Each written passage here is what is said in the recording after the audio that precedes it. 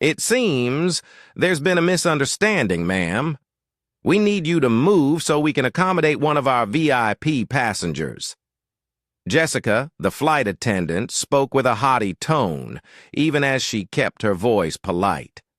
This seat is reserved exclusively for our platinum members. You don't qualify to sit here.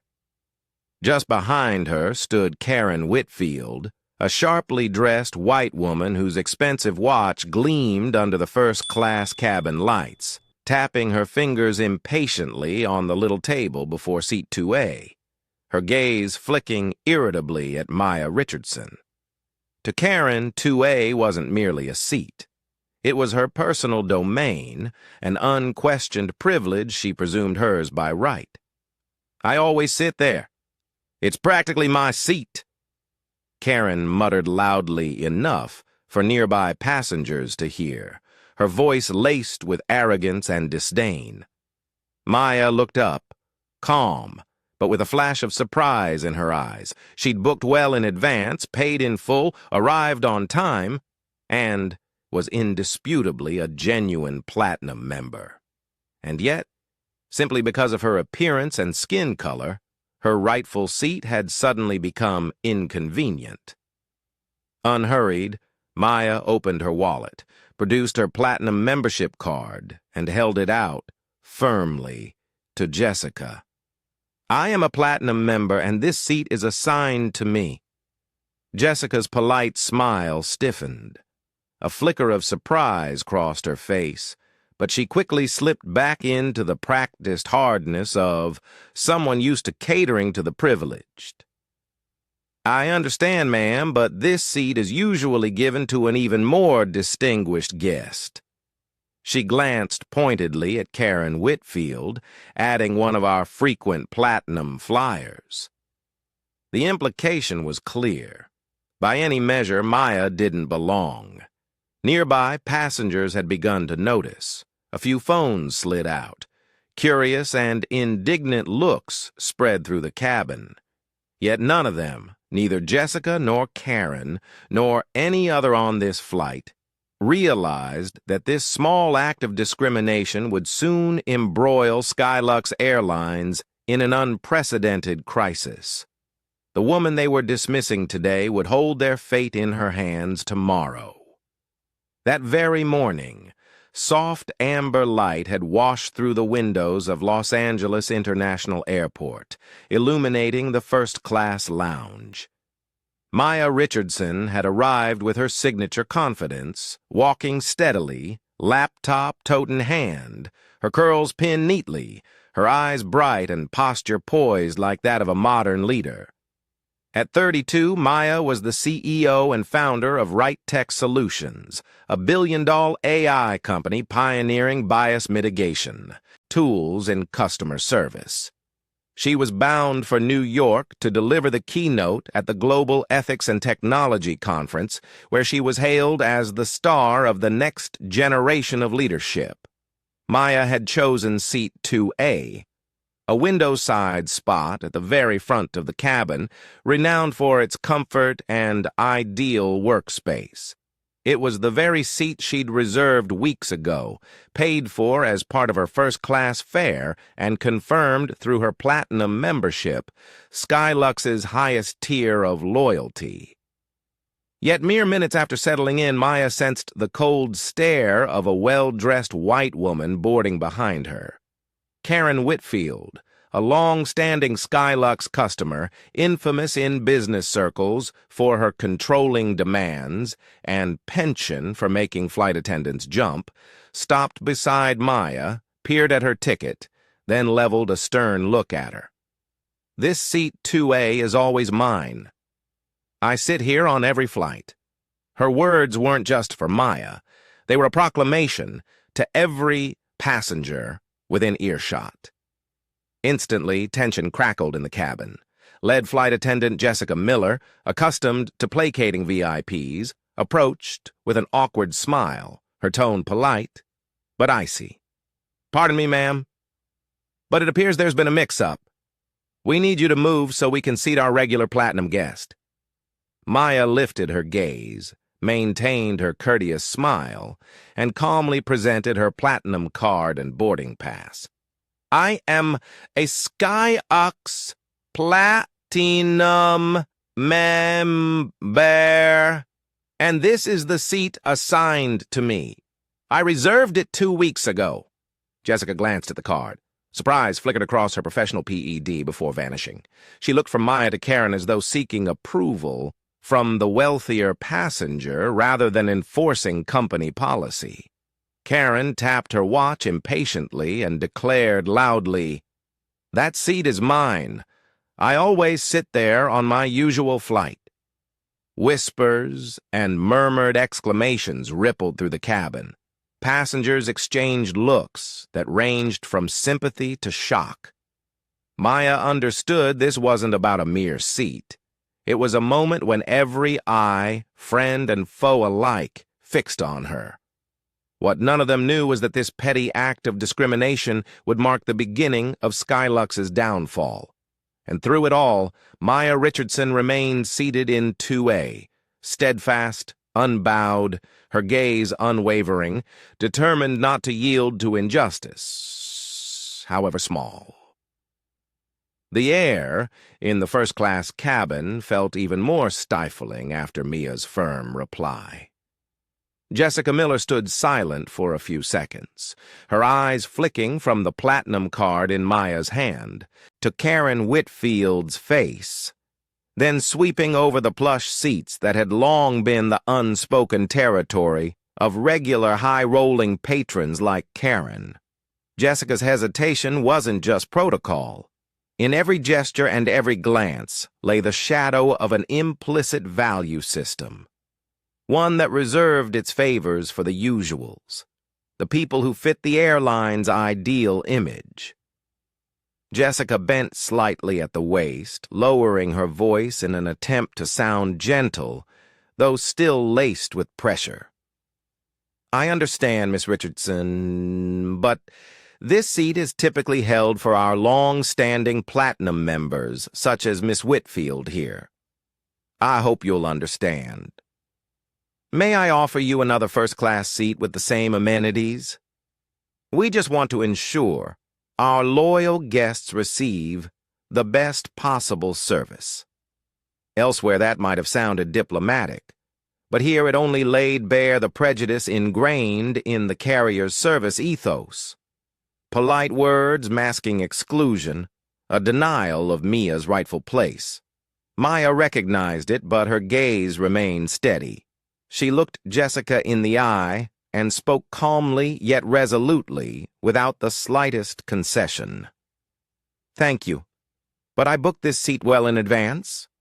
I am a platinum member and followed the proper booking process. I cannot move." Though softly spoken, Mia's refusal sent a silent ripple through the cabin. Some passengers exchanged uneasy looks. Others watched in silence, phones already trained on the scene. In that moment, discrimination ceased to be an undercurrent. It became the overt topic of conversation, confronting a bias many had assumed but rarely acknowledged. Karen Whitfield, Hermes bag in hand, dressed in a flawlessly tailored gray suit, her hair impeccably styled, now revealed her displeasure. The composed poise of a high society lady gave way to a scowl and obvious irritation. In Karen's eyes, Maya was an intruder, not for her youth or her simple attire, but for her darker skin and her audacity to challenge entrenched privilege. Karen swept her gaze across the cabin, then leaned in close, her voice a hushed yet commanding whisper. "I sincerely hope this flight won't be delayed over such a trivial mix-up. Miss Miller, you understand what I'm saying, right?" It was more than a remark. It was an unspoken order to Jessica about Karen's status and clout on this flight. Karen didn't need to state it outright. She knew exactly how much the airline valued her, always leaving generous tips after each trip. And as part of this familiar charade, Karen discreetly unfolded a stack of crisp bills, and slipped them into Jessica's coat pocket while pretending to rearrange her bag in the overhead bin. One subtle touch, one knowing look, and Jessica understood. That brief, clandestine moment marked an irreversible line crossed. From unspoken favoritism for regulars, Jessica had willingly become an accomplice, accepting Karen's money in exchange for silence and special treatment. What had once been her soft skills had curdled into a brazen bribe, veiled by the luxury and authority of a VIP. Outside, cabin music played, and service continued as usual. But deep within first class, the masks were falling away, exposing the raw truth about prejudice, power, and the lengths to which people will go to please a chosen few. From her seat, Maya felt every undercurrent. Yet she remained upright, eyes fixed on the window, her hand gripping her boarding pass and platinum card. She knew this undercurrent was far from over, and in that instant, a real confrontation had begun. The clash between a legacy of prejudice and the promise of justice. The air in the first-class cabin grew heavy, like a charged cloud waiting for a spark. After Jessica cast a discreet glance toward the front of the cabin, the arrival of Trevor Davis, the first-class supervisor, known to both passengers and crew as a man who wore authority-like armor, made the flight attendants hold their breath. Trevor didn't bother with pleasantries. With purposeful strides and his tall frame, he blocked the aisle, leaning down toward Mia's seat, his gaze cold and commanding. His voice was low and firm, loud enough for everyone nearby to hear. "Miss Richardson, I'm the first-class supervisor on this flight. There appears to be a mistake with the seating. This seat is always reserved for our specially prioritized customers. We require you to cooperate and move to another seat so we can accommodate one of our long-standing patrons." Phrases like especially prioritized and long-standing patron weren't just explanatory. They were sharp needles aimed at Ma's pride and at anyone who'd ever felt excluded for not belonging to that privileged few. Mia met Trevor's eyes calmly and replied, "Mr. Davis, I am a platinum member. This is the seat assigned on my ticket, and I reserved it exactly like anyone else." "I have no reason to give it up." Trevor's expression darkened, a forced smile twitching at his lips. He lowered his voice to a whisper meant only for Maya. "You should reconsider your attitude. We don't want to make a fuss, but I can make your experience very unpleasant. Don't fight the system, Miss Richardson." His words were both a threat and an assertion of the absolute power he believed he held at 30,000 DFOS. In his eyes, Maya was merely an outsider, someone easily removed if she blocked the unwritten flow of privilege. Nearby, passengers leaned in, their attention captured. Some exchanged looks of indignation. Others surreptitiously pulled out phones, cameras already rolling. A middle-aged woman murmured to her neighbor, "It's clearly discrimination." She showed her platinum card. Meanwhile, Karen Whitfield sat perched against the cabin wall, gripping her designer handbag, a triumphant smirk on her lips as though she'd reclaimed her territory. Her eyes roved like a general surveying the battlefield. Each gesture, each glance, dripping with the self-satisfaction of one accustomed to being served at another's expense. Maya remained unmoved, sitting upright with steely resolve. Her presence was not merely that of a wronged passenger, but a symbol for everyone ever pushed to the margins by invisible rules of privilege.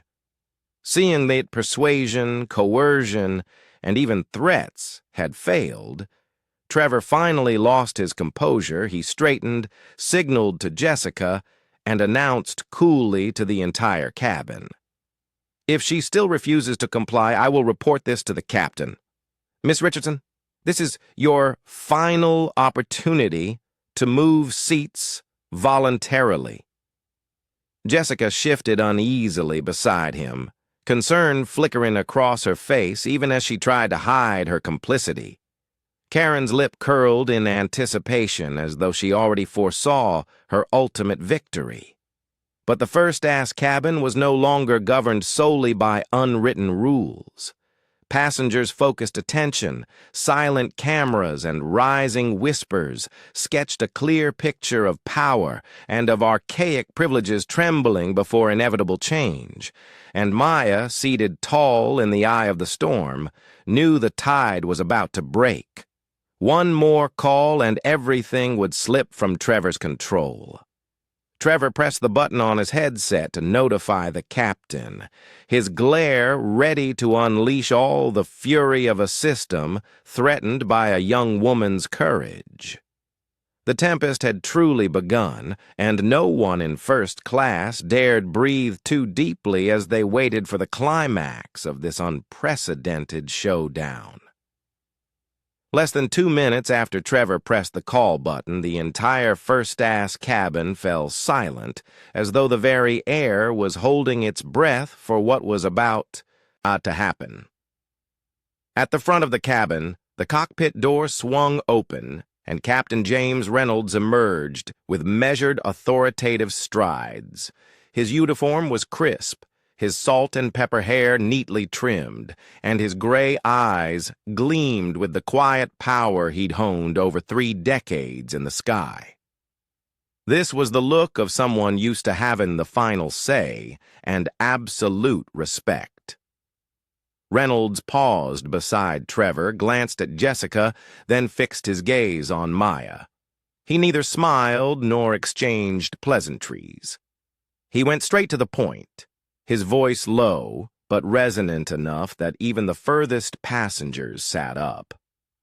"Miss Richardson, I've been informed of a seating issue in first class. Under Skylux Airlines policy, my crew has full authority to adjust passenger seating to ensure convenience and satisfaction for our regular clients." He let that hang in the air, looking meaningfully at Maya, then continued, this time with deliberate pressure. "I must ask you to cooperate by moving to another first-class seat. If you continue to refuse, I will have no choice but to request airport security be involved. Please reconsider." In that moment, the notion of customer service revealed itself as a stark ultimatum. Bow to invisible privileges, or face the full force of a system powerful enough to crush anyone who defies it. The captain's presence, the ultimate symbol of in-flight authority, pulled the tension taut. There was no gentleness left, no hint of polite compromise. They had entered an uncompromising zone. All eyes in the cabin turned to Maya. Some passengers held their breath. Others exchanged worried glances. A few discreetly recorded the confrontation, hoping to capture the breaking point. The pressure inside outweighed the storm raging outside. Maya inhaled deeply, maintaining perfect poise and unwavering eye contact. Her lips pressed together in quiet resolve, betraying no fear. She looked up at Captain Reynolds, and word by word spoke with calm strength. "I respect safety regulations, but I'm also a platinum member who legitimately reserved this seat. I won't relinquish the position I purchased just because another regular guest prefers it." A heavy pause followed. Reynolds' patience vanished, replaced by irritation and the rare confusion of encountering resistance on one of his flights. Trevor stood behind him, arms crossed, eyes locked on Maya while Jessica hovered nervously. Her unease not for Maya's sake, but for the airline's polished facade teetering on the brink. Reynolds. Tone hardened. "If you persist, I'll have to call security. This is my final warning." A murmur of outrage rippled through the cabin. An older gentleman shook his head in disbelief. A young woman whispered to her neighbor, "Unbelievable. They're bullying her just because she's not one of their regulars." Yet no one dared speak up. The weight of the captain's uniform still ruled this sky. Maya remained composed and nodded slightly. Her gaze drilled into Reynolds' eyes, unwavering. "Do what you think is right, I will do what I believe is right." And with that, the decision was made. Reynolds tapped his headset to summon ground security via Trevor. The first-class cabin froze. Curious and indignant stares, quiet sighs, the soft tap of fingers on phone screens, all underscoring a dark comedy of power, privilege, and courage teetering on its climax. Somewhere beyond that closed door, security's footsteps were drawing closer. Maya Richardson, a young black CEO of remarkable resolve, now faced not only prejudice and invisible authority, but a system ready to eject her from the upper echelons with a single order. Yet from this moment on, her story had outgrown the confines of an airplane seat. It had ignited a firestorm against injustice that would not be so easily extinguished. The cabin door slid open with a soft click, merging into the heavy-charged atmosphere of a first class, where every eye remained fixed on the standoff between Maya Richardson and Skylex Airlines power trio. Heartbeats seemed to slow as two uniformed security officers appeared at the entrance, faces stern, stepping firmly along the carpeted aisle, straight toward Seat 2A. The authority of their dark blue uniforms filled the cabin, thickening the tension even further. Passengers who'd once felt like mere bystanders were now swept up in the vortex of injustice at Maya's center. Whispers, quickened breaths, and the clash of privilege formed an invisible hum everyone could feel. Maya Richardson sat upright, phone firmly in hand, her eyes never leaving the two officers. No tremor of fear, nor a hint of arrogance, just calm resolve. In any other context, that composure would command respect. But to the three figures of authority, it was merely a stubborn thorn, a problem to be dealt with. "Ma'am, please gather your belongings and vacate this seat," one officer announced in a steady, even tone, as if performing a routine task rather than enforcing a blatant wrong. "Crew request." Maya turned on her phone's camera, hitting record. She spoke slowly, each word clear enough to be picked up by the mic. "I am Maya Richardson, a platinum member. This seat was legitimately reserved for me. I've been told to leave without any explanation of wrongdoing." Trevor Davis frowned, his hand clenching into a fist. Jessica Miller looked away, eyes brimming with tears, yet lacking the courage to speak. Karen Whitfield, her Hermes bag in her lap, satisfaction etched across her features, could barely hide her cold triumph, each crease around her mouth, celebrating what she believed was victory, oblivious to the cost she and her privileged protectors would someday pay. The officers repeated their demand, though neither dared stare too long at Maya. Under the cabin's muted golden lights, the truth loomed large. They were not dispensing justice, but rather serving as henchmen for a flawed system, manipulated by those who feared losing their fragile grip on power. Maya knew it. But instead of arguing, she held her camera up, capturing Trevor's icy expression, Jessica's discomfort, and even Captain Reynolds standing at a distance, arms folded. "Could you tell me exactly why I'm in the correct seat with a valid ticket and platinum card? Am I being removed simply because another customer prefers this spot?" An officer exchanged awkward glances and replied in a robotic tone, "We're following crew instructions. Please comply, or We'll have to enforce it. Murmurs of discontent rippled through first class. A middle-aged woman in row 3B spoke up louder than before. This is unfair. She hasn't done anything wrong. An older gentleman across the aisle shook his head and muttered to his neighbor. She has first-class fare and a membership card. Now they treat her like a criminal. Phones clicked on. Some passengers started live streaming, comments flooding in, discrimination in real time. Unbelievable. Is this really the U.S. in 2025? Number justice for Maya. Maya refused to yield. She methodically packed her laptop, documents, and small handbag, each motion a quiet act of dignity. If they intended to humiliate her, they would at least witness her unwavering self-respect. When Maya stood, the space between her and Karen felt like a front line. On one side, archaic privileges rooted in skin color and social status. On the other, a new generation daring to stand for justice and equality.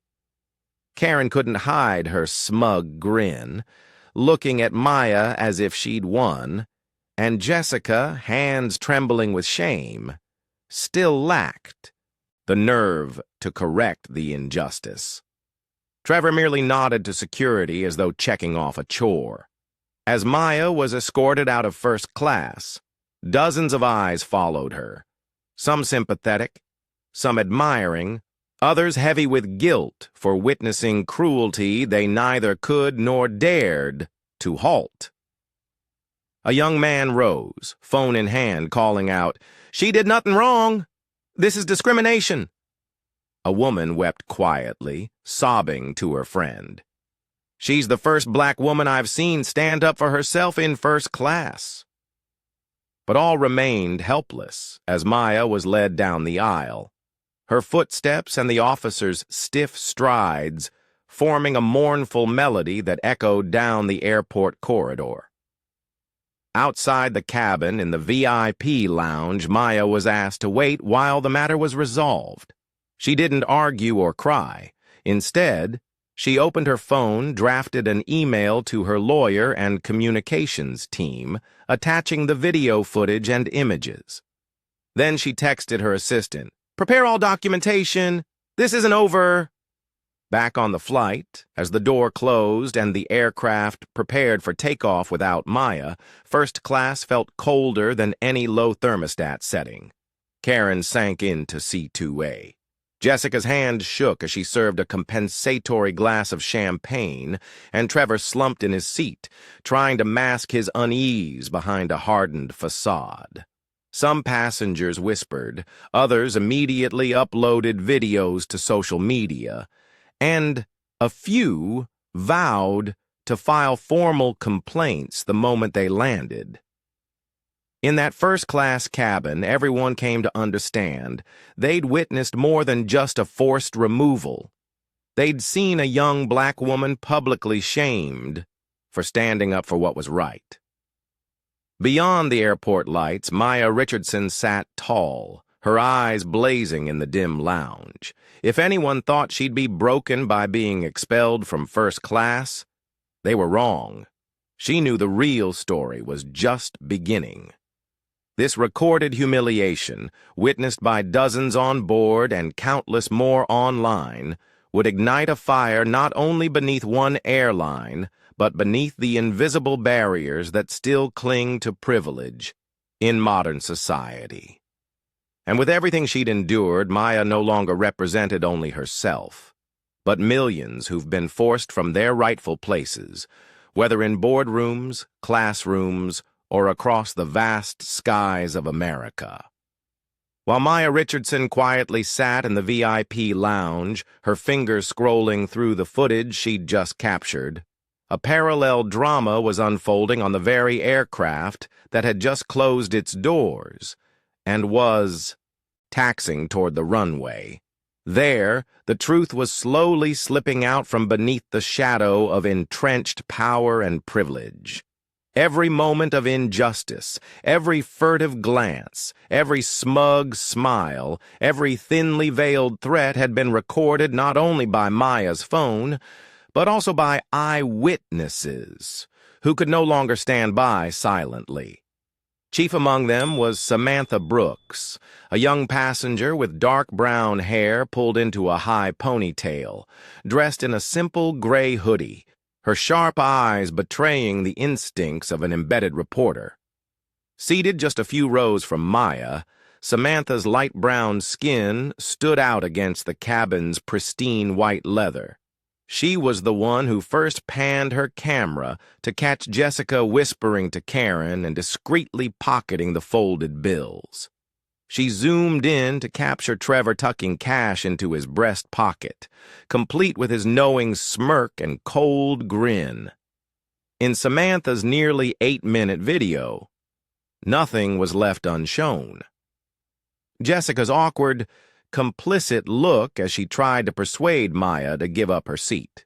Karen's insincere bow and bitter declaration, "I always sit here. It belongs to me." Trevor's arrogant shake of the head when Maya refused. And finally, the scene of security forcing Mia to stand and leave first class before a dozen helpless onlookers. Most damning of all, Karen slipping a wad of bills into Jessica's hand and Trevor's accompanied by her hushed yet unmistakable thanks. Thank you for upholding first-class standards. With the savvy of a digital-age citizen, Samantha didn't wait for anyone else to act. Moments after the aircraft leveled off, she opened her laptop, edited the footage, added English subtitles, and overlaid the headline, "Black woman with platinum status kicked out of her first-class seat to make room for a white VIP. Cash changed hands." Less than 15 minutes after the plane touched down at JFK, the video was live on Twitter, X-tagged Skylux Discrimination and Justice for Maya, and directly mentioning Skylux Airlines' official account and the nation's top 3 news outlets. The public outcry was instantaneous. Individuals fumed. "This is 2025, not 1955. Unbelievable. She paid for the seat, she has the card. What more does she need?" White skin. Soon the mainstream media joined in. CNN ran the banner. Viral video shows black CEO removed from first-class seat, despite valid ticket discrimination allegations. Rock Skylux Airlines. The New York Times editorialized a stark example of the latent prejudice still plaguing America. Fox News re-aired the clip, decrying the hypocrisy of the luxury service industry.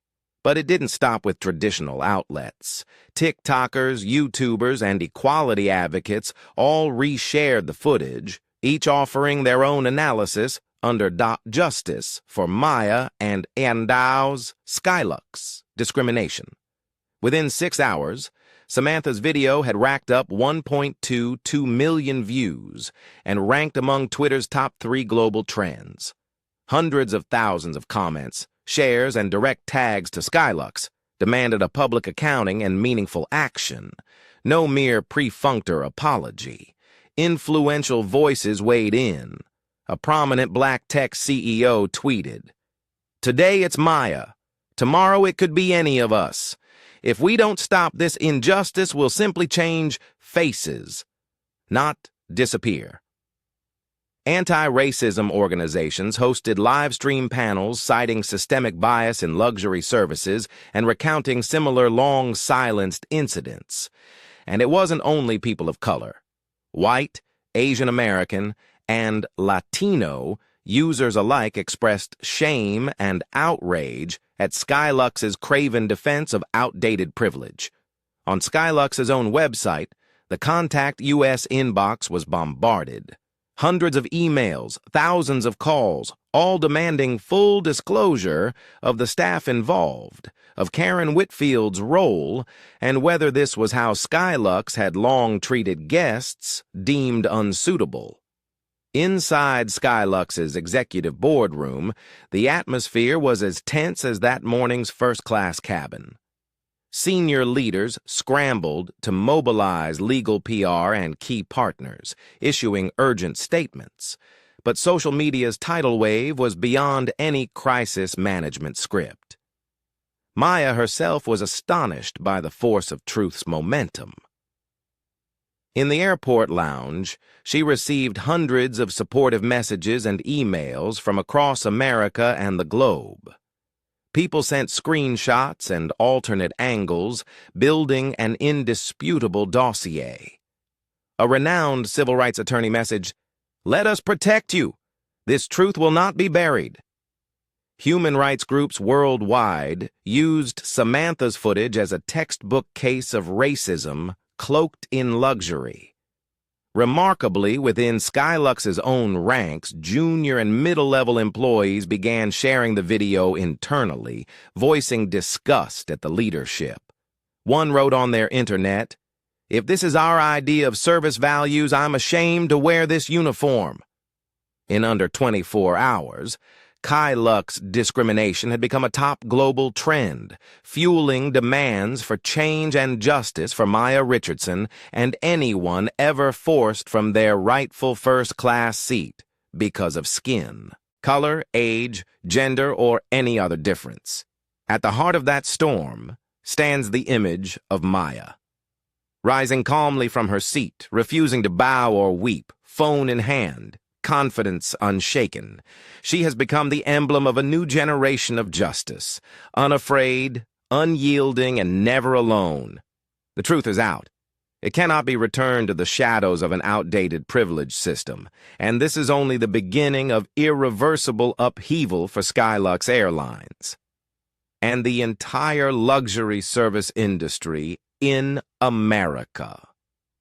The air inside Skylux Airlines' glittering Chicago headquarters had never felt as oppressive as that morning, as the wave of online outrage erupted. The top-floor boardroom became a gathering point for anxious stares, incessant phone alerts, furrowed brows, and frantic keyboard taps.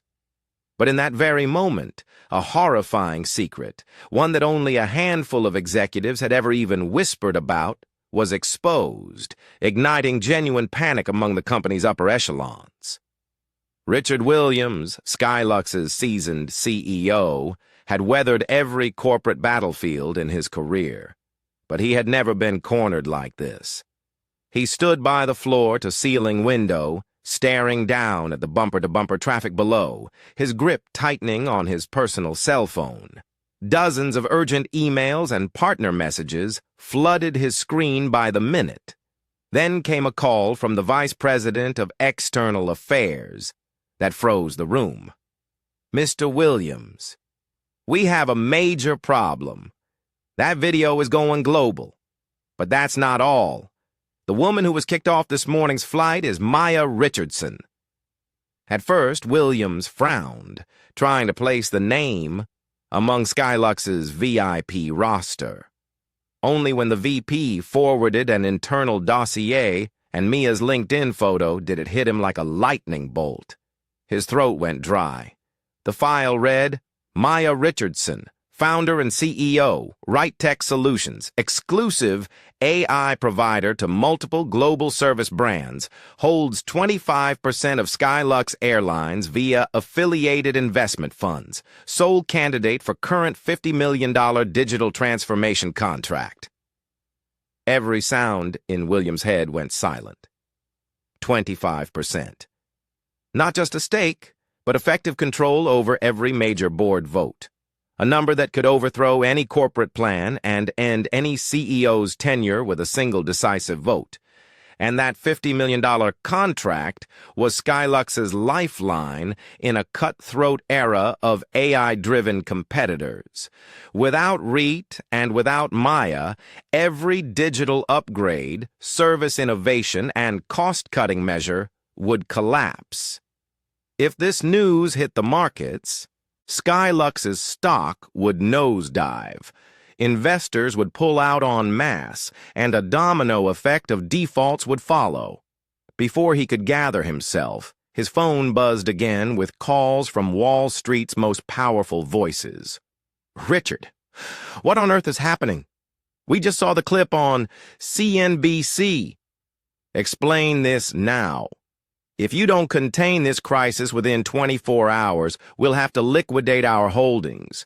Is it true your airline just ejected Wright's CEO from a first-class seat?"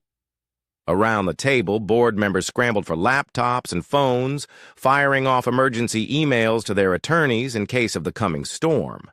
Sweat beaded at the back of Williams' neck. He knew exactly what this meant.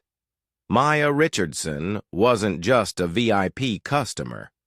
She held Skylux's fate in her hands, not only through her shares, but through Wright's critical technology, its partner network, and now the world's outrage. What terrified Williams most wasn't just that Maya could pull the plug on every contract and send investors fleeing, but that his company had blindly nurtured this ticking time bomb for years with its own privileged practices. And today, that bomb had detonated. As legal and PR teams mobilized to craft damage control statements, Samantha Brooks's video continued its wildfire spread. Not only CEOs and fund managers, but mid-level Skylux managers were panicking as they realized Maya was far more than a victim. She had the power, the savvy, and the composure to push this crisis to the breaking point. And she hadn't even spoken yet. That silence to Williams was more terrifying than any accusation. In that moment, Richard Williams understood that Skylux's leadership had long lived in a fantasy of luxury service, where power was measured by skin color, personal connections, and familiarity, forgetting that in the new era, real influence, tangible value, and human dignity were the true determinants of survival. Then the first messages from Maya appeared in Williams' inbox. Coolly, courteous, precisely worded, and not a single emotional outburst. "I request an emergency shareholder meeting to address your corporate culture, personnel policies, and the impact of this incident on the current digital transformation contract. I am prepared to cooperate within legal frameworks." Williams swallowed hard, grasping for any sliver of hope. But he knew in his bones this was no longer an internal matter. It was a life-or-death battle for an entire empire. Before him lay the wreckage of every outdated privilege and every obsolete power play. Buried by a single unjust expulsion, executed in public with the victim being the most powerful woman Skylux had ever known. The nightmare had begun. And for Richard Williams, all he could do was try to salvage a ship already foundering in a storm with no way out. The tour icy message Maya Richardson sent to Richard Williams' personal inbox and to the entire Skylux Airlines board felt like a lightning bolt, splitting the already suffocating atmosphere in two. Under the subject line, "Urgent Meeting Request," shareholder rights, corporate ethics, future collaboration, Maya spared no word. She demanded a fully attended online shareholder meeting at 4 p.m. that very day, a deadline that could not be ignored. What no one at Skylux headquarters suspected was that this was merely the opening move in a meticulously orchestrated counterstrike, one Maya seemed to have anticipated long ago. Behind the calm silence of this young woman lay a professional apparatus equal to any multinational. Elite lawyers, heavyweight communication specialists, and top-tier strategic advisors in technology and finance.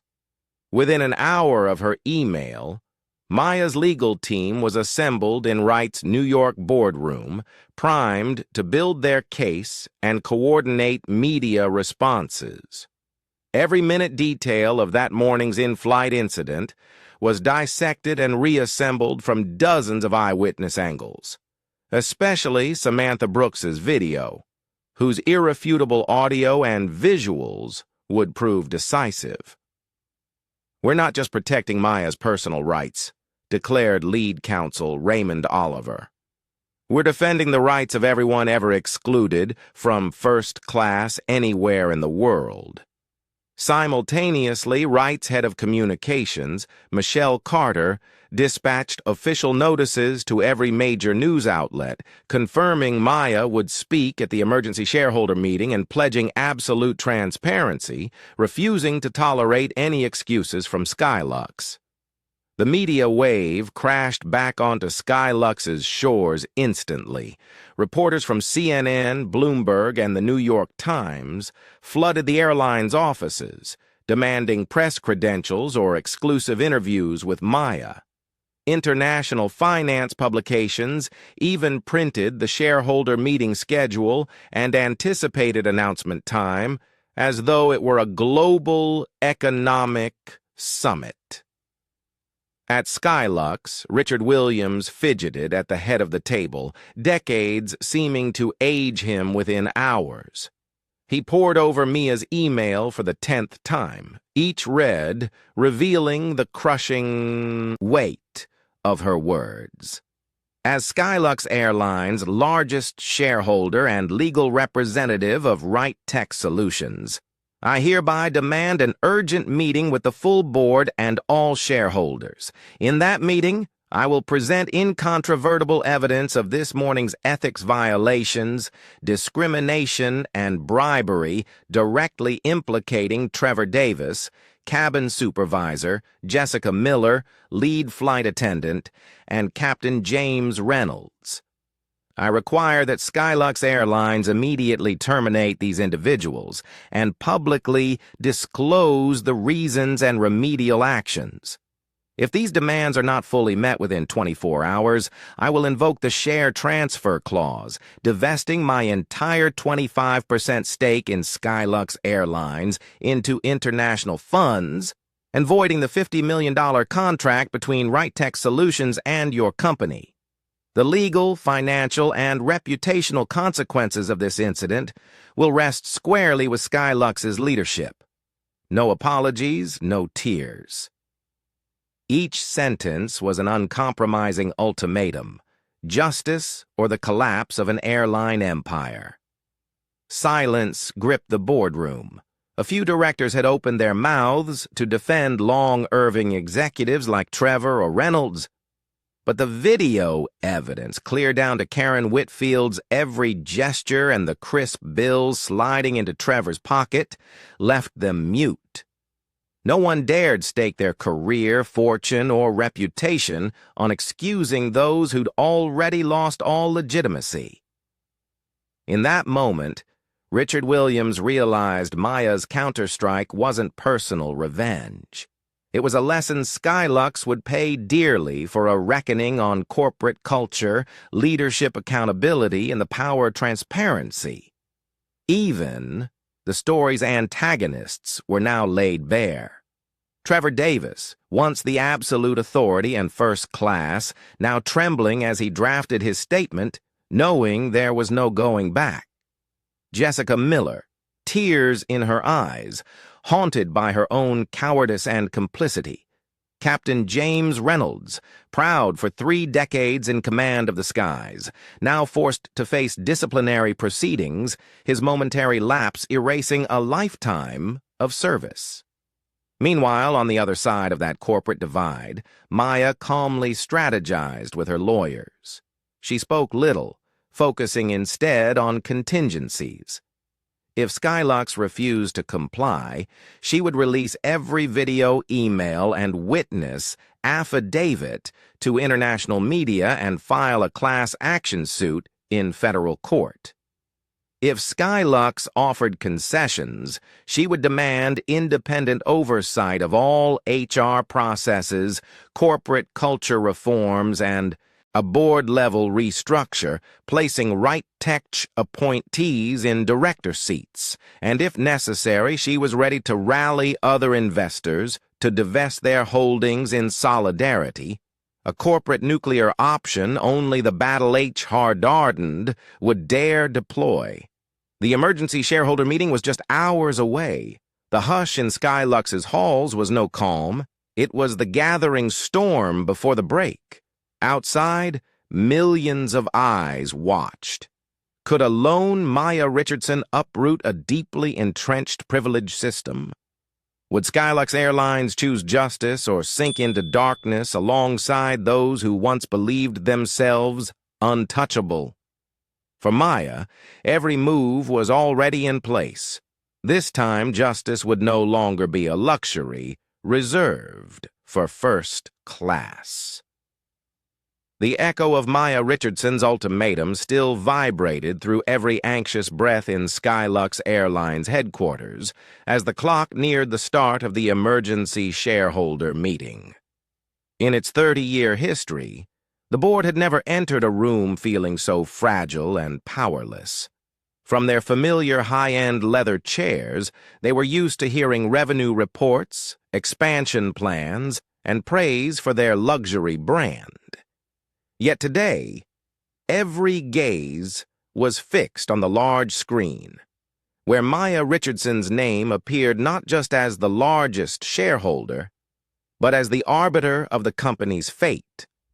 On the other side of the screen, Maya appeared against the tasteful blue and white backdrop of Wright's New York office. Her minimalist black suit only underscored the calm determination in her eyes and the firm set of her lips. Flanking her were seasoned lawyers, each armed with a laptop and notebooks filled with meticulous notes and contingency plans. Richard Williams, once celebrated as a master negotiator, had spent the entire night drafting dozens of ways to mitigate the fallout. A public apology, increased dividends for Maya, even a seat on the board with veto power. But he soon realized this was no longer a high-stakes bargaining session among shrewd investors. Ma's gaze, icy, principled, gave no hint of concession. The meeting began under attention as taut as a drawn bow. The board chairman opened with a brief statement acknowledging a serious incident, its negative impact on the Skylux brand, and promising a full investigation. Everyone knew, however, the real question. What did Maya want? And could Skylux preserve its corporate soul, or would it succumb to a new power or worse, collapse entirely? Maya calmly presented the evidence, videos, audio recordings, witness testimony, images of Karen Whitfield passing cash to Jessica and Trevor, and Captain Reynolds' abdication of responsibility. She detailed each violation: Trevor's threatening tone, Jessica's complicit bow, Reynolds' indifferent inaction, highlighting the ethical breaches, discrimination, and abuse of authority. With every slide, heads around the table sank lower. No one could still claim ignorance. No one could defensively cling to the privilege system, now fully exposed. All the glamorous marketing slogans, service above all, suddenly rang bitterly hollow. Richard Williams stood struggling to appear composed.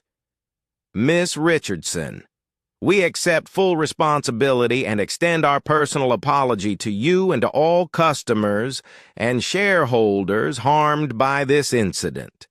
However, I ask you to reconsider the dismissal of our 3 Long-Irving employees, Trevor, Jessica, and Captain Reynolds. They have dedicated years to this company and may have simply made a temporary lapse. Maya cut in, her voice calm but resolute, allowing no room for entreaties or negotiations. Mr. Williams, the issue here isn't just those 3 individuals. It's an entire system that has enabled and protected privilege and prejudice for years. Any organization committed to sustainable growth must take real accountability and cannot shield those who violate its core values. If Skylux cannot do that, I will withdraw my entire stake and end our partnership. A silence erupted like a rupture. A few progressive shareholders voiced support for Maya. They understood that if Maya walked away, a cascade of divestments from other investors would follow. A virtual death sentence for Skylux. Under that immense pressure from Maya, from public outrage, from investors, and from long disillusioned employees, the board made historic decisions. Trevor Davis, Jessica Miller, and Captain James Reynolds would be terminated immediately with their dismissals and the reasons made public to the press and customers. Within half an hour, the official statement appeared on Skylux's website, social media channels, and internal news feeds. We regret to announce that Trevor Davis, cabin supervisor, Jessica Miller, lead flight attendant, and Captain James Reynolds have been dismissed for professional misconduct, failure to uphold our service standards, and serious damage to Skylux Airlines' reputation. The company pledges a thorough investigation and comprehensive reforms to restore the trust of our customers and shareholders. At that moment in Skylux's headquarters, the atmosphere reached its zenith of tension. Trevor Davis left the room pale and ashamed, unable to make eye contact. Jessica Miller sobbed openly as she packed her belongings, tears streaming down her face. And Captain Reynolds, more silent than all, clutched his flight cap as if holding on to decades of a career shattered in a single day. The heavy click of the boardroom doors as the trio walked down the long, cold hallway marked the end of an era of entitlement and served as a stark warning to anyone still nursing illusions of invincibility in the old regime. Meanwhile, Maya Richardson showed no trace of triumph. She simply exhaled, her gaze fixed on the screen, where for the first time in years, justice had begun to shift, even at a steep price. For her, however, truth, conviction, and an uncompromising spirit were the only foundations on which a company or even an entire corporate culture could be reborn. That dark day in Skylux's history would be remembered not for shame, but because it opened the door to genuine change from the ground up, leaving no room for privilege or the shadows of prejudice. In the days following Skylux's seismic firings, the storm of outrage across the media and social networks only intensified, and it swept away the last masks of those who once believed themselves untouchable. The moment the dismissals of Trevor Davis, Jessica Miller, and Captain James Reynolds were announced, every major news outlet and social platform pivoted away from being just Maya Richardson's story or Skylux's scandal, treating it instead as an indictment of an entire generation of entrenched gatekeepers. Trevor Davis, once proud to reign supreme in first class, became a fixture in headlines and viral parody videos on TikTok, Twitter, and Reddit. His face appeared everywhere, from sober news broadcasts to mocking memes labeled the gatekeeper of discrimination and Trevor, last bastion of white privilege. Clips of his cold, contemptuous glare at Maya replayed constantly alongside thousands of furious comments. Every job application Trevor sent to major airlines and small regional carriers alike was rejected outright. Though once celebrated as Skylux's standards enforcer, he was now branded an accomplice to racism, a cautionary example in HR training at other airlines. Belated interviews and on-camera apologies could not cleanse his shame. The man who once wielded power in the sky was today lost on terra firma. Jessica Miller fared no better. The lead flight attendant, once lauded by VIPs for her tact and charm, became a symbol of cowardice and complicity. Netizens dissected every gesture in the footage. Her averted eyes, her silence at the bribe, her forced smile as she pressured Maya to move. Former colleagues, once envious of her rapid rise, passed around internal messages. I can't believe someone who preached the customer as everything could so easily turn away from justice. No airline would return Jessica's job applications. Even service industry firms outside aviation bulwarked, wary of her reputation as the poster child for complicity.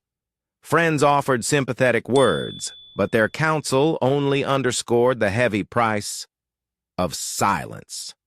Night after night, Jessica reread hundreds of scathing online comments, tears falling as she regretted choosing safety over doing what was right. And Captain James Reynolds, a legend among pilots who'd flown through storms and saved countless lives, couldn't weather the backlash. In U.S. aviation, one's reputation is the strongest passport. After the scandal, no carrier dared hire a captain who had willfully ignored duty and abetted privilege, regardless of his stellar resume. Every rejection email shared the same line: "We value your experience, but the position has been filled." Reynolds's former peers offered condolences or quietly distanced themselves. No one mentioned his past heroics in the air.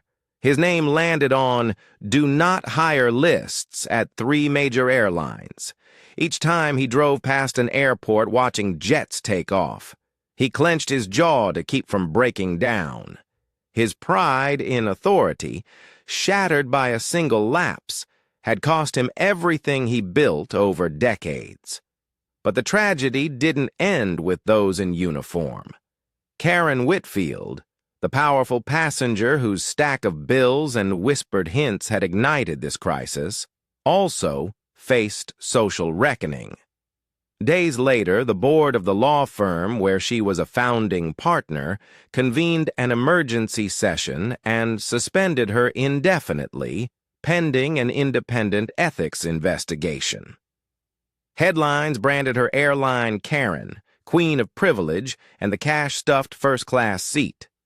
On Twitter, Yes Airline Karen trended globally, spawning tens of thousands of memes and caricatures depicting her heirs bag and smug smirk. She became the archetype of an elite more reliant on entitlement than merit. Her firm's contracts were canceled, and partners hastily removed her name from every project, bearing her imprint. Friends and former associates shunned her, muting her in group chats, unfollowing her on social media. At high society events, no one dared utter her name with respect. Some even sighed in relief, treating Karen's fall as the inevitable reckoning for years of bending rules to suit her ego. Journalists delved into Karen's past, uncovering a pattern of using money to smooth over disputes at swanky restaurants and luxury hotels, always escaping scrutiny thanks to her status and the complicity of onlookers. This time, however, every shield had shattered. Every hush-money tactic was powerless against the unstoppable force of digital media, and as an inevitable ripple effect, not only Karen, Trevor, Jessica, and Reynolds were held to account, so too were the enablers who covered for them. Equality advocates cited the scandal as a textbook case of privileges, danger, and the power of silent complicity. The reverberations of that dark chapter reached far beyond Skylux's walls. It ceased to be an abstract corporate culture lesson and became a harsh reality. In the digital age of transparency, every injustice will be exposed. And the price paid will never be cheap, no matter who you are or what power you once wielded. For Maya Richardson, the most important fact wasn't the downfall of those individuals, but the door that had been flung open to a new culture, one where justice's voice rings loud enough to drown out all excuses, and where every person must face themselves when confronted with the truth. The aftermath of those crisis days of news reports, saturated with the names of those who once held All the power was not the end of Skylux Airlines, but a wake-up call forcing the entire system to look inward. With public outrage still simmering and justice for Maya burning bright, Maya Richardson emerged not as an avenger, but as the architect of new standards for a luxury, a service industry long rotted by privilege and hidden bias.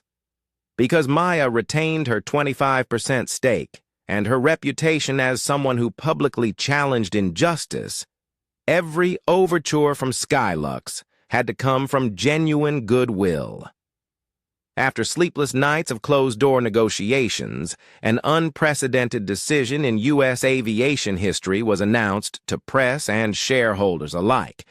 All Skylux Airlines operations will be suspended for 48 hours to conduct mandatory anti-racism and unconscious bias training for every employee from flight attendants, pilots, and cabin supervisors up to the senior executive team. At the following morning's press conference, Maya stood beside CEO Richard Williams, both their expressions mirroring the gravity of the moment. Maya spoke succinctly without flourish. "We cannot undo what has happened, but we can begin to change starting today." Justice isn't just punishing individuals. It's about building a new system where everyone relearns how to respect others regardless of background, skin color, or status. This wasn't a theoretical lecture or the usual check-the-box exercise corporations resort to when scandal hits. Maya collaborated directly with psychologists, diversity and inclusion advisors, and Ritex Solutions AI team to design immersive simulations. Every employee engaged in realistic role plays, experiencing both the victim's and the perpetrator's perspective to confront their own biases and question every unconscious prejudice they harbored.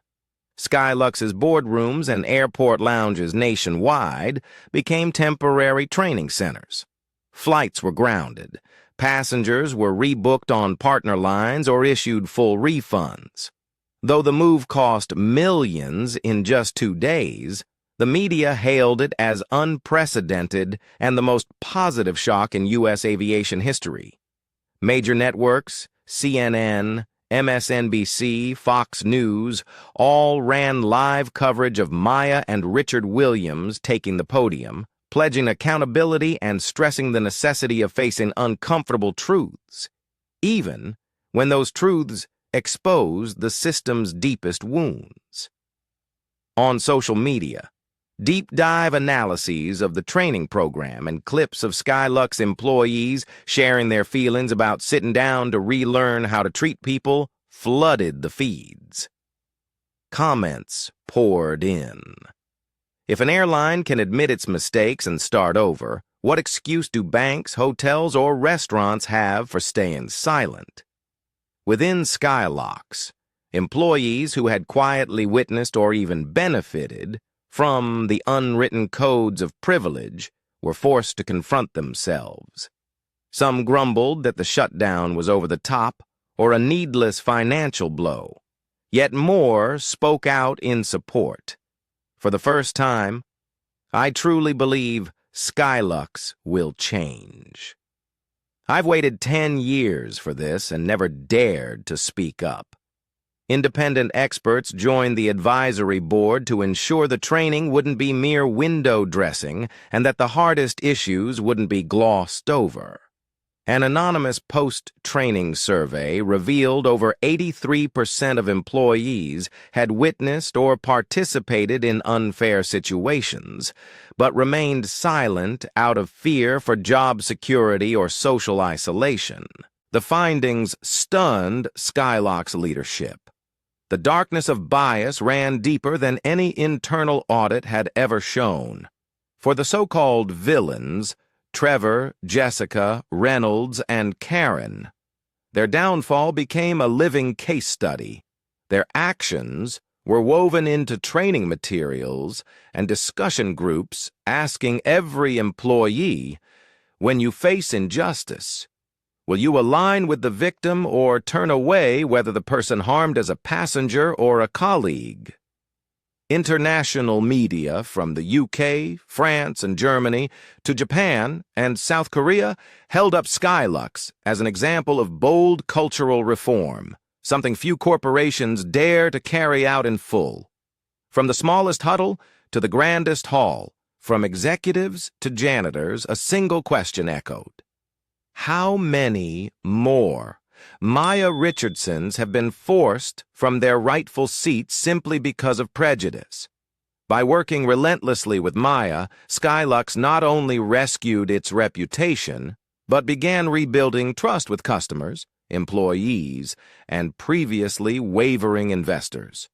Above all, they ignited a reform ensuring that every first-class seat goes to those who truly deserve it, no matter skin color, age, gender, status, or any other trappings of privilege. From here on, Skylux Airlines truly takes flight on a foundation of justice and equality, honestly, not merely as a marketing slogan.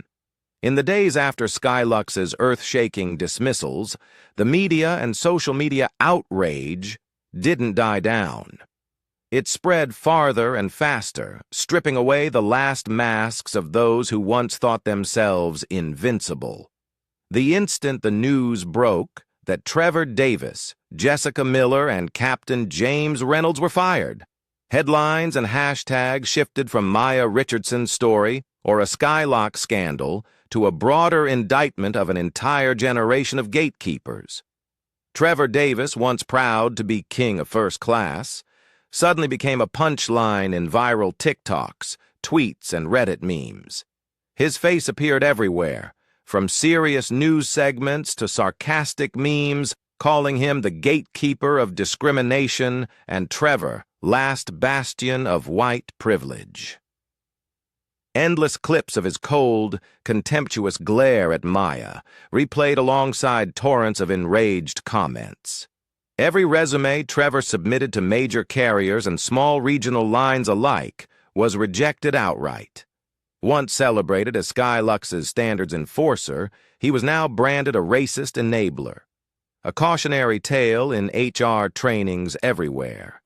Televised apologies and late interviews couldn't wash away the stain. The man who once held sky high, authority now found himself lost on solid ground. Jessica Miller fared no better. The lead flight attendant, once praised by VIPs for her grace under pressure, became a symbol of cowardice and complicity. Netizens dissected her every gesture in the footage, her averted eyes, her silence in the face of a bribe, her forced smile as she pressed Maya to give up her seat. Former colleagues, once envious of her rapid rise, now whispered, "Who knew someone who preached the customer is everything?" could so easily abandon justice. No airline would touch Jessica's applications. Even non-aviation customer service firms balked, unwilling to hire the poster child for collusion. Friends offered sympathetic words, but each one drove home the cost of her silence. Night after night, Jessica reread hundreds of scathing online remarks, tears falling as she regretted choosing safety over doing what was right. And Captain James Reynolds, a legend among pilots renowned for flying through storms and saving lives, couldn't withstand the public and moral storm. In aviation, your reputation is your most precious credential. But after the scandal, no carrier dared risk hiring a captain who had willfully ignored duty and abetted privilege, no matter how stellar his flight record. Every rejection email read the same. "We value your experience, but the position has been filled." Reynolds' old peers offered condolences or quietly distanced themselves. No one spoke of his past heroics in the air. His name landed on the do not rehire lists at 3 major airlines. Driving past airports, watching jets take off, he clenched his jaw to keep from breaking down. a lifetime's pride in his authority undone by one misstep. But the fallout didn't stop at those in uniform. Karen Whitfield, the powerful passenger whose stack of cash and whispered demands had set everything in motion, also faced social exile. Days after the incident, the law firm, where she was a founding partner, held an emergency board meeting and suspended her indefinitely, pending an independent ethics inquiry. Her name splashed across headlines as Airline Karen, Queen of Privilege, and the cash-ST stuffed first-class seat. On Twitter, RS Airline Karen trended globally, spawning thousands of memes lampooning her Hermes bag and smirk, turning her into the poster child for an elite that prizes entitlement over merit. Her firm's contracts were canceled. Partners rushed to sever ties with anything bearing her name. Friends and former associates shunned her, muting her in group chats, unfollowing her on social platforms. At high society events, no one dared mention Karen Whitfield with anything other than disdain. Some even sighed in relief, treating her downfall as the inevitable reckoning for years of bending the rules to feed her ego. Journalists dug into Karen's past, uncovering a trail of using money to smooth over conflicts at high-end restaurants and luxury hotels, always escaping scrutiny thanks to status and silent bystanders. This time, however, every shield crumbled. Every hush money tactic failed against the unstoppable force of digital media. And as an inevitable ripple effect, not only Karen, Trevor, Jessica, and Reynolds were held to account, but so too were the enablers who covered for them. Equality advocates cited the scandal as a classic case of the danger of privilege and the power of silent complicity. The echoes of that dark chapter reached far beyond Skylux's walls. It ceased to be an abstract corporate culture lesson and became a harsh reality. In the digital age of transparency, every injustice will be exposed, and the price paid will never be cheap, no matter who you are or what power you once wielded. For Maya Richardson, the most important fact wasn't the downfall of these individuals, but that a door had been flung open to a new culture. One where the voice of justice rings loud enough to drown out every excuse, and where everyone must face themselves when confronted with the truth. Since relaunching under a wave of reform, Maya Richardson's role has gone beyond that of shareholder or corporate culture architect. For her, the real victory isn't simply seeing those who did wrong removed. It's ensuring that every team member, even those who caused harm, gets a genuine chance to change, to grow, to reintegrate, and to help repair the damage they once inflicted. To that end, Maya founded a Second Chance, an unprecedented initiative in American business. Unlike the usual token one-day workshops, Second Chance is a comprehensive months-long support and retraining ecosystem. Participants undergo rigorous assessments of their awareness, behavior, emotional growth, and personal progress. Its guiding principle is simple: no one is born perfect. True. Forgiveness and growth only come when people dare to face the truth, accept responsibility, and relearn how to live better. Remarkably, the three figures at the heart of Skylux's crisis, Trevor, Davis, Jessica Miller, and Captain James Reynolds, volunteered as the program's first participants under intense media and public scrutiny. Once symbols of entitlement, complicity, and indifference, they now represent a difficult path of atonement. Trevor Davis, once proud in his crisp cabin supervisor uniform, now sits quietly in a plain T-shirt, fingers tracing the spiral binding of the notebook he's opening for the first time in years. In early sessions, he rationalized and denied, blaming circumstances, pressure, even unwritten rules. But the trainers didn't let him off easy.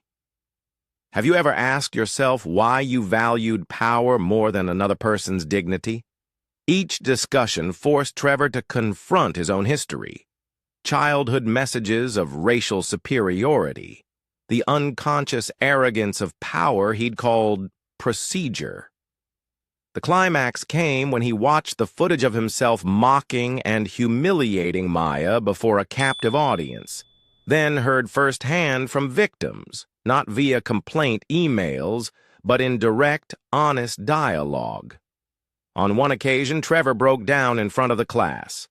"I never saw myself as a bad person, but I let myself become a tool of a system without ever pausing to think. I'm sorry. I want to make amends, not just to get my job back, but to reclaim who I am." Jessica Miller, who once stayed silent out of fear of losing her job, struggled equally. In her first session, she avoided eye contact, but a second chance compelled her to open up, sharing memories of being bullied, of always feeling not good enough, and of the helplessness she felt when colleagues were treated unfairly. And she stayed silent. "I chose safety over justice. I know I hurt others out of fear. Now I want to learn to speak up even if no one stands with me." Jessica participated in simulations where she faced power directly, choosing between personal safety and standing up for truth. The reflex to stay quiet and get by was dismantled, as every action was respectfully challenged, heard, and examined by peers and by those who'd once been harmed. Captain James Reynolds, despite his seniority, showed the deepest transformation. For him, following procedure had always been the ultimate shield against moral responsibility. But when asked to rewrite every incident report from the passenger's perspective, especially those he had wronged, he wept openly. "I thought that as long as I didn't break any rules, I'd done my duty. I forgot the heart of aviation to protect every passenger equally. I want to spend the rest of my career teaching this lesson to the next generation." Second Chance went far beyond dry lectures. Maya brought in psychologists, social justice advocates, victims of service industry discrimination, and even high school students to share their experiences. Participants completed community engagement projects, serving pro bono in underserved areas, partnering with civil rights organizations, taking part in mock court sessions, and directly talking with those harmed. Every trainee also wrote a public apology letter outlining their new understanding of privilege's consequences and pledging never to repeat those mistakes. These letters were published on the Second Chance website for community feedback and even constructive critique. No one emerges from Second Chance without a profound reckoning.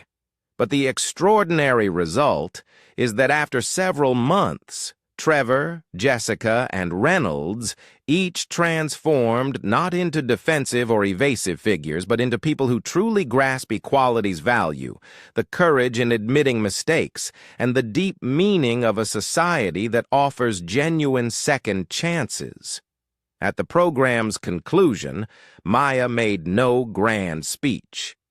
She simply watched each person walk out the classroom door, knowing that every well-timed second chance can change a life, and more importantly, can inspire an entire community to forgive, to grow, to correct course, and to leave no one behind. Second Chance quickly spread, becoming a model for businesses of all sizes across the United States. From that point on, every story of error, transformation, and growth of individuals once cast as antagonists became the most powerful testament to a true justice system that believes in giving everyone the opportunity to start anew, no matter how lost they once were. Second Chance wasn't just another training course. It was a months-long journey into people's egos, regrets, and their fervent desire to change, especially for those who'd once been the villains of the Skylux crisis. Here, each of them began their true rebirth, not with hollow vows, but through profound shifts in everyday thoughts, words, and deeds. Trevor Davis, once the epitome of cold authority and unspoken rules, emerged completely transformed. This wasn't a surface-level makeover or a PR stunt. It was a genuine, internal overhaul, so deep that even his oldest friends barely recognized him. In one class discussion, Trevor stood, hands trembling, yet eyes burning with resolve, and shared his conservative Chicago suburb upbringing, where outsiders were always greeted with sneers and harsh warnings. He confessed he'd believed he was free of prejudice, just honoring tradition, until confronting the flight deck video of himself mocking Maya, replaying his empty threats and lies. He realized painfully that the most dangerous bias hides quietly in the minds of those who think themselves just normal. Trevor didn't return to aviation. Instead, he joined youth mentorship programs in his community, leading unconscious bias workshops in schools, using his own story as a cautionary tale. A man who thought he did nothing wrong until his world collapsed. He started blogging, gave interviews, and spoke at social justice conferences, not to salvage his reputation, but to challenge people like him. If you stay silent in the face of injustice, you become part of it.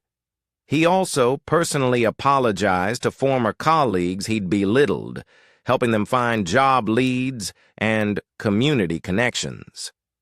Trevor's transformation inspired many. Nobody must stay imprisoned by a shameful past if they genuinely seek to make amends. Jessica Miller, once the poster child of fear and complicity, shed her old shell, too. She'd long thought the line between being nice and being complicit was razor thin. In the early days of Second Chance, Jessica avoided eye contact. Terrified classmates would see only a frightened woman who stayed silent. But with support from psychologists and fellow trainees, she stared down her past. No more denials or excuses, and learned to ask herself what matters more, personal safety or doing what's right. Jessica then rejoined customer service at a local airport, assisting special needs travelers. There she defended minority passengers, called out colleagues' bias, and even accepted isolation to stand up for justice. She shared her journey at industry panels urging new flight attendants. Speak up even when the cost might be your job or your career. Jessica also volunteered at centers supporting victims of violence, teaching communication, self-advocacy, and, above all, the courage to break the silence. Her once trembling voice became warm and steadfast. One voice can be a small candle in the dark, but many candles banish the night. Captain James Reynolds, the battle-hardened pilot, known for his unflappable command, found new purpose in his later years. Being shunned by the industry struck him hard. He'd believed reputation was eternal, but in Second Chance, Reynolds saw that many young pilots carried the same biases and dangerous silences he once did. He chose not to return to the cockpit. Instead, he became an instructor for aviation safety and equity programs, teaching recruits not only flight skills, but leadership founded on fairness, empathy, and conscience. He often concluded his lectures with Maya's graduation day mantra: "In the sky, no one is small. Justice doesn't come from the uniform, but from the heart of the leader." Reynolds also partnered with international human rights organizations in transportation, sharing his experience to warn other airlines against repeating his mistakes. In his twilight years, he became known not for flight hours, but for sowing empathy and understanding in the next generation. The rebirth of Trevor, Jessica, and Reynolds didn't happen overnight. It was forged through pain, remorse, and courageous effort under the world's gaze. They walked out of their pasts as living proof of a culture that forgives, grows, and dares to make things right, where personal growth becomes the greatest badge of honor. And when Maya Richardson reflected on the second chance journey, she understood those who dare to admit their faults and rise from the ashes are the strongest seeds for a truly fair, humane world, one where atonement isn't a stain, but a profound point of pride in our collective maturity. Since Skylux Airlines was reborn on the wings of sweeping reform, the American sky has never been clearer on flights bearing its logo. That revival isn't measured only in soaring financials or streaks of record revenues. It's proven by Skylux's ironclad new reputation for business ethics, public trust, and goodwill. What many airlines and even major corporations only dream of, Skylux has achieved by one bold act. Confronting its failures head-on, overhauling from the roots and daring to make things right. The proof of success goes beyond glowing international press or the return of VIP passengers burned by scandal. Customer satisfaction scores have jumped across every demographic: race, age, gender, background. Survey after survey, prestigious outlets have ranked Skylux among the top 5 U.S. companies for diversity and inclusion, a place where major investors now flock, not just for profits, but to be part of this great story of rebirth. Skylux has rolled out synchronized programs for training, mentoring, minority community support, and restoring dignity to those once sidelined in service industries. No longer a byword for privileged luxury, Skylux now flies the banner of accountable fairness, an achievement even competitors must acknowledge. At the heart of this success stands Maya Richardson. As the youngest black CEO to command respect in finance and tech, she's become a living emblem of compassion and courage. Media outlets, universities, and civic organizations invite her to speak, sharing how she took on injustice, fought without punishing wrongdoers, and instead offer them genuine second chances to atone, grow, and give back. Through her example of forgiveness and leadership, Maya has inspired a new generation of executives, not with iron-fisted slogans or a justice warrior persona, but with a steadfast belief that people matter more than power and progress matters more than punishment. Human rights bodies and esteemed journals have named Maya among the world's most influential women in social innovation and ethical business. Yet perhaps the greatest achievement isn't an airline, a booming share price, or a trophy on the shelf, but the profound shift in public consciousness about justice, bias, and redemption. Across forums everywhere, the tale of Skylux and its reformed villains, Trevor, Jessica, Reynolds, Karen, stands as living proof that justice is not just punishment or the end of wrongdoing. It's an invitation to grow, to heal, and to begin again. Nobody in our society is immune to error. Only a society bold enough to confront its flaws, correct them, forgive, and truly invest in each person's growth can claim true strength and civility. That is Maya Richardson's legacy to future generations. Justice isn't a line drawn between winners and losers. Justice is the bridge we all cross together, so no one is left behind under this new sky. Every Skylux flight is more than a journey from city to city. It's a voyage of hope, dignity, and belief in a future where justice lives not only in the law, but in the human heart. The story may be closing here, but its message endures. True justice empowers everyone to rise, transforms mistakes into growth, and sparks a society that loves, forgives, and strives toward its highest ideals. Only by facing our hidden biases can we truly change. If you enjoyed this inspiring journey, please like and share this video with friends, and don't forget to subscribe so you won't miss the next great adventure. Thank you for flying with us.